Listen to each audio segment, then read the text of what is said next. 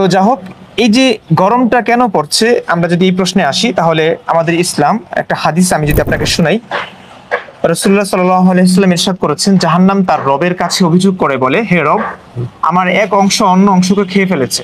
মহান আল্লাহ তখন তাকে দুটি নিঃশ্বাস ফেলার অনুমতি দেন, একটি নিঃশ্বাস শীতকালে আর একটি গ্রীষ্মকালে। কাজেই তোমরা গরমের তীব্রতা এবং শীতের তীব্রতা পেয়ে থাকো।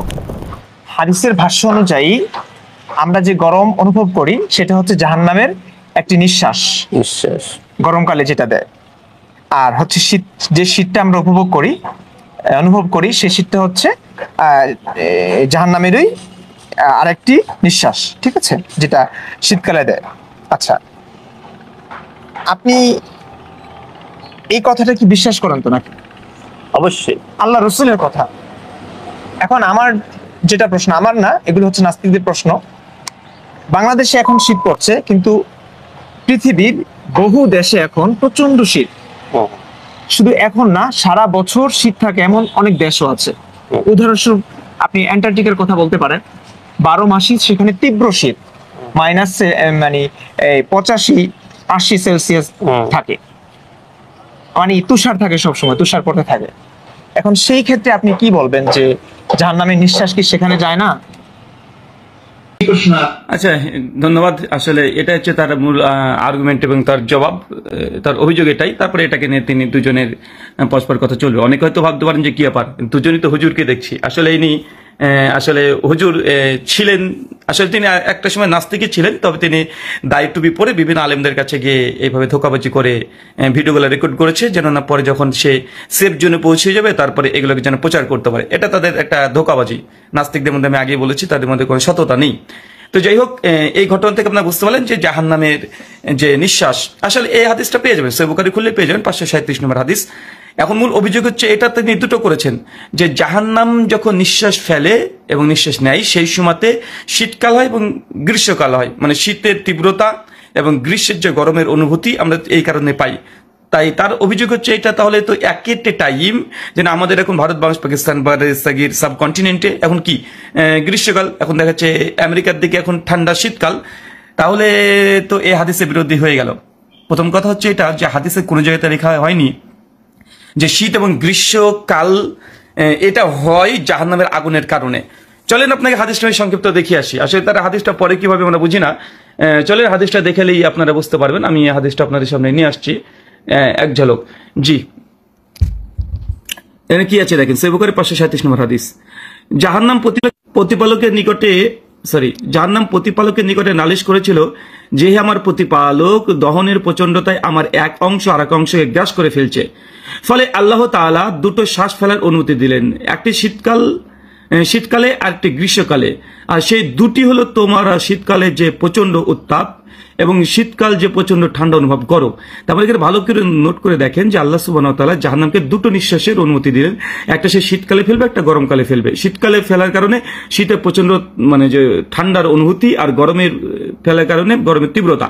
তার মানে হাদিস থেকে বোঝা যাচ্ছে যে শীত এবং গ্রীষ্মকাল এটা আগে থেকে হতো, কিন্তু এখন গরমের মাঝে মাঝে দেখি প্রচন্ড গরম আসছে, মানে শীত গ্রীষ্ম হাদিস দ্বারা প্রমাণিত, হাদিস থেকে যে শীত এবং গরম এই দুটো আগে থেকে ছিল। এখন আল্লাহ সুবহানাহু ওয়া তাআলা তারপরে জাহান্নামকে বলে তোমরা শীতকাল এবং গরমকালে, মানে আগে থেকে শীতকাল গরমকাল প্রেজেন্ট, এরপরে শীতকালে একটা শ্বাস ফেলবে, গরমকালে একটা শ্বাস ফেলবে। তার ফলে শীতকালে প্রচন্ড ঠান্ডা পড়ছে, এটা কেন? সেই জাহান্নামের জাহান্নামের শ্বাস ফেলার কারণে। গরমের মাঝে প্রচন্ড গরম, যেন আমাদের ভারত, বাংলাদেশ, পাকিস্তান এখন 50 ডিগ্রি তাপমাত্রা চলে আসছে। তো এগুলো কি প্রচন্ড গরম কেন? এটা জাহান্নামের শ্বাস ফেলার কারণে। মানে শীত গরম আগে থেকে ছিল, কিন্তু এর তীব্রতা মানে টেম্পারেচার বৃদ্ধি পাওয়ার কারণ এখানে হাদিস উল্লেখ করা হয়েছে। মোটেও এই হাদিসে এই কথা বলছে না যে শীত এবং গরম হয় জাহান্নামের নিঃশ্বাসের কারণে, না, এই হাদিস দ্বারা প্রমাণিত নয়।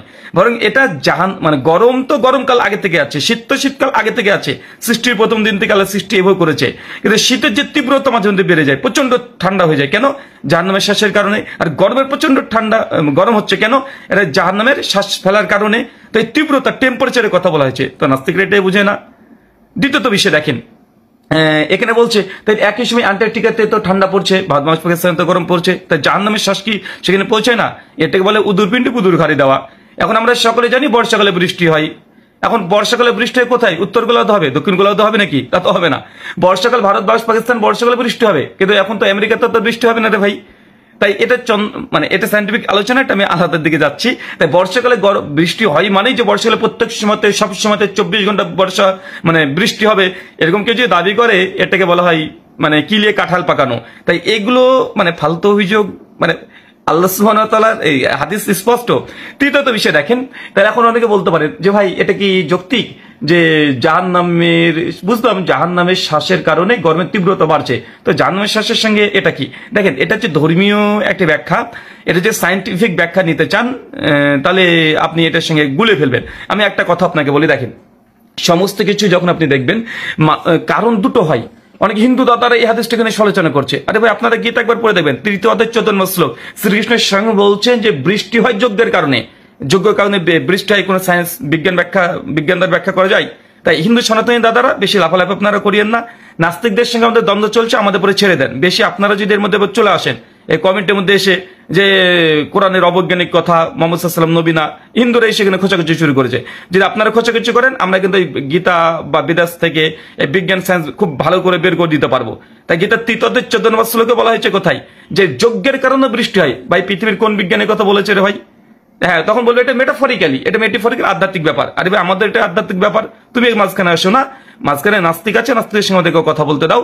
তারা ফিল্ড আমাদের সঙ্গে মোকাবিলা করছে, তাদেরকে আমরা ঠিক সঠিকভাবে জবাব দিতে পারবো এবং মানে ইলমি মানে জ্ঞান ভিত্তিক, তাদেরকে বুদ্ধিভিত্তিক লড়াই করে তাকে মাঠের সঙ্গে পিছিয়ে দিতে পারি। তাই মাঝখানে হিন্দু সনাতনী দাদারা এর মধ্যে আপনারা আসেন না। আর আসলে কিন্তু আমাদেরকে আবার নতুন করে আপনাদের বেদ গীতা এগুলো খুলতে হবে, আর খুললে তো মহা মুসিবতের মধ্যে পড়ে যাবেন। তাই এখানে মাঝখানে আপনারা আসেন না। মজা নিতে আমরা মজা দিতে পারি। তো চলে, তার মানে দেখেন যে জাহান্নামের শ্বাসের কারণে শীতের তীব্রতা বাড়ছে। শীতকাল হচ্ছে না, শীতের তীব্রতা বাড়ছে। আর জাহান্নামের নিঃশ্বাসের প্রশ্বাসের কারণে গরমের তীব্রতা বাড়ছে। এখন এটার সঙ্গে সায়েন্সের লিঙ্ক কি? দেখেন, আমরা অনেকের সময় এখন দেখছি না, এখন হচ্ছে গাছ লাগান। মানে এত যে গরম হচ্ছে কেন? বলছে এত গরম হচ্ছে, গরম থেকে বাঁচবেন কিভাবে? তো কি বলছে মানুষ সকলে? আমাদেরকে সাধারণ মানুষ শিক্ষা দিচ্ছে যে না, এখন এই সময়তে আপনারা গাছ লাগান, তাহলে প্রকৃতির ভারসাম্য রক্ষা থাকবে, তাহলে এত আর গরম আর পড়বে না। আসলে এটা কি কোনো কারণ? কারণ দুটো হয়, একটা প্রত্যক্ষ কারণ, একটা পরোক্ষ কারণ। যে মরু অঞ্চলে বরফ গলছে, কেন গলছে? এখন মরু অঞ্চলে বরফ গলার কারণ হচ্ছে সায়েন্টিফিক একটা আলাদা ব্যাখ্যা আছে। আর পরোক্ষ কারণ হচ্ছে যে অতিরিক্ত পলিথিন আমরা ব্যবহার করছি, গ্যাস অনিয়ন্ত্রিতভাবে ব্যবহার করা হচ্ছে, প্রচুর পরিমাণে বায়ু দূষণ হচ্ছে, মানে এয়ার পলিউশন হচ্ছে, গাড়ি ঘোড়া মানে চলছে এগুলো। এর জন্য মরুর এই যতগুলো মানে বরফ আছে গলতে শুরু করেছে, এই জন্য পৃথিবীর টেম্পারেচার বাড়ছে, এই জন্য অনেক প্রভাব ইফেক্ট পড়ছে। কিন্তু এখন আমাদেরকে সাধারণ মানুষটা কি বলা হয়, এই বেশি বেশি গাছ লাগান, আপনারা পলিথিন বেশি ব্যবহার করবেন না, এগুলো করলে এই কারণ হয়। কিন্তু এটা তো প্রত্যক্ষ কারণ নয়, এটা হচ্ছে পরোক্ষ কারণ। একটা হচ্ছে প্রত্যক্ষ কারণ, ডিরেক্ট প্রত্যক্ষ কারণ, পরোক্ষ কারণের মধ্যে পার্থক্য আছে। তো আপনাদেরকে এটা বুঝতে হবে যে মানে মরু বরফ গোলার মূল প্রত্যক্ষ কারণ কি? ওজন স্তরে ক্ষয়। এখন ওজন স্তরে ক্ষয়ের কারণ কি? এই অতিরিক্ত পলিথিন ব্যবহার করা, অতিরিক্ত গ্যাস ব্যবহার করা। কারণটা পরোক্ষ কারণ। ঠিক হাদিসে আল্লাহ নবী আলাইহিস সালাম যেগুলো সায়েন্টিফিক কারণ আছে যে গরম তীব্রতা বাড়ছে কেন, কারণ উত্তর গোলার্ধে 23 ডিগ্রি সূর্যের কাছাকাছি ঘুরে গেছে, ঠিক আছে, ইসলাম এটাকে ডিনাই করে না। কিন্তু পরোক্ষ একটা কারণ যে জাহান্নামের একটা শ্বাস, যে পরোক্ষ কারণে পলিথিন ব্যবহার করার কারণে এই জিনিসগুলো ঘটছে। এটা আধ্যাত্মিক বিষয়, মেটাফরিক্যালি একটা অ্যান্সার সবার কাছে থাকে, আমরা জবাব এভাবে দিতে পারি। কিন্তু ইসলাম যে বৈজ্ঞানিক যে থিওরি যে উত্তর গোলার্ধে 23 ডিগ্রি 37 ডিগ্রি হওয়ার কারণে অতিরিক্ত গরম, এটাকে ডিনাই করেনি। তাই আপনাদেরকে এতটুকু বোঝানোর চেষ্টা করলাম যে হাদিস দ্বারা একথা প্রমাণিত নয় যে জাহান্নাম নিঃশ্বাস ফেলার কারণেই শীতকাল হয়, জাহান্নাম নিঃশ্বাস নেওয়ার কারণেই গ্রীষ্মকাল হয়, এ কথা নাই। এখানে তীব্রতা, টেম্পারেচার, শীতকাল আগে থেকে মজুদ ছিল, গরমকাল আগে থেকে মজুদ ছিল, কিন্তু মাঝে মধ্যে গরম হয়ে যায় বেশি, মাঝে মধ্যে শীত বেশি বেড়ে যায়। কেন? জাহান্নামের শ্বাস নিঃশ্বাস ফেলার কারণে। এটা হচ্ছে পরোক্ষ কারণ। প্রত্যক্ষ কারণ কি? প্রত্যক্ষ সায়েন্টিফিক যে কারণগুলো আছে আলহামদুলিল্লাহ আমরা উসনে একমত, আমরা ডিনাই করি না। তো এটাকে বোঝার চেষ্টা করেন।